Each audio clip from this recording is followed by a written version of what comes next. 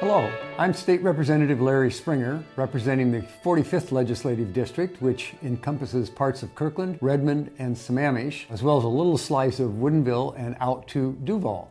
We are in the final throes of this legislative session, but before I speak on a couple of bills, I just want to share some sad news. Washington State lost a giant over the weekend in the personage of former Speaker Frank Chopp, who had served as the Speaker of the House of Representatives here longer than anyone in state history and one of the longest serving speakers in the nation. Frank left decades of dedicated work behind. Everything I know about being a legislator, I learned in my 2 decades with Frank. He will be missed terribly, and we're a lesser state without him.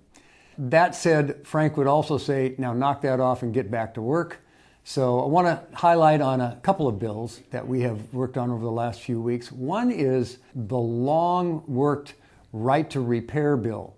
That's a bill that we have debated here in the House for at least 5 or 6 years. We finally managed to pass it a few weeks ago. This is a bill that will allow you to take your electronic devices, primarily laptops and cell phones, for repair to independent repair shops rather than being forced to take them either to the Apple repair or the Verizon repair or the Samsung repair. There are independent shops out there that should save you some money. It was a long time coming, but we finally managed to get that over the finish line. The other bill I want to touch on is a mine reclamation bill. Now that may sound sort of odd, but we have open pit gravel mines here in the state. And when they are decommissioned, when it's time to clean up and refurbish them, it takes money to do that. And we have a nice, long, negotiated process that arrives in a new fee structure to charge mines so that when it's time to clean them up, the money is there for ecology to oftentimes turn them back into riparian habitat and return it to the natural environment. So with that, I think that was a success for the natural environment, and I look forward to talking with you again in about a week. Then I will have probably some budget news because we're about to launch into our budget season. Again, thanks for listening, stay in touch,